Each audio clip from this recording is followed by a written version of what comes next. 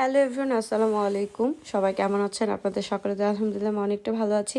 তো আমার আরেকটি শর্ট ব্লগ নিয়ে আমি চলে আসলাম। আর আজকে সন্ধ্যার পরে চলে যাচ্ছি রেডি সেডি হয়ে আমার ফুপির বাসায়। অনেক বছর হয়ে গেছে ফুপির বাসা যাওয়া হয় না। তো ছোট ভাইয়া বলছিল, আপু প্লিজ যাওয়ার আগে তুমি একটু আমার বাসা থেকে ঘুরে যাও, কারণ আমার বেবিটা হয়েছে, তুমি তাকেও দেখো নাই।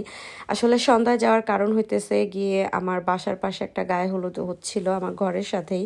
তো গায়ে হলুদে আমি যাই বা না যাই, ফ্যামিলির সবাই মোটামুটি গিয়েছিল। তো ছোট বোন আসতে লেট করে, আর ভাইটাও দোকান বন্ধ করে বলে, যাবো একবারে তোমাকে রাতে নিয়ে যাব। আর যে প্যান্ডেল দেখতেছেন, এটা হইতেছে সবচেয়ে আনন্দের দিন, হলো আমার জন্য কষ্ট। আমার যেদিন ফ্লাইট সেই দিনই হচ্ছে গিয়ে ওর বাচ্চার অনুষ্ঠান করতেছে ও। তো যাই হোক, ওর বাবুর অনুষ্ঠান করবে, এই জন্যই বিশেষ করে বলছিল যে আপু তুমি তো থাকতেই পারলাম না, কোনো না কোনোভাবে তুমি চলে যাচ্ছ, বাট যাওয়ার আগে তুমি একটু ঘুরে যাও, সব কিছু দেখে যাও। তো আমার ফুপির বাসাতে আমি অনেক বছর আগে এসেছিলাম। এত বড় এরিয়ার এত সুন্দর করে মাসাল্লাহ বাড়িটা গুছিয়েছে আমার ফুপি, আসলে সেটা আমি জানতামই না।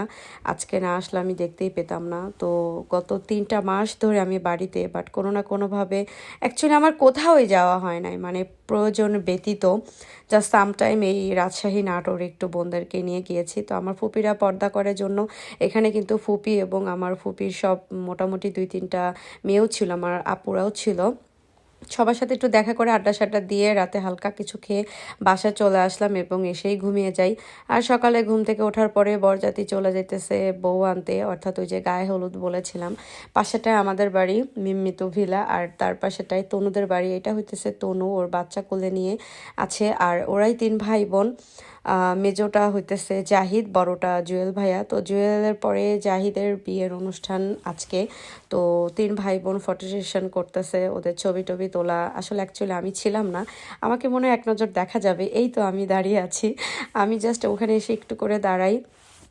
আর সুমাইয়া বা মিম কেউ একজন ভিডিও করছিল, তো আমি বললাম যে একটু গাড়িটাও ভিডিও করে নিই। ওরা খুব সিম্পলভাবে সব কিছু করেছে এবং সন্ধ্যার পরে আবার মিম ফোনটা নিয়ে গিয়ে সব ভিডিও শিডিও করে নিয়ে আসে। আমি অ্যাকচুয়ালি যাই না, কারণ ওরা খুব ছোট্ট করে অনুষ্ঠান করে, আর বাড়িতে নর্মালি আমাদের 2 বোনকেই বলেছিল যাওয়ার জন্য, বাট আমি আর যাই নাই।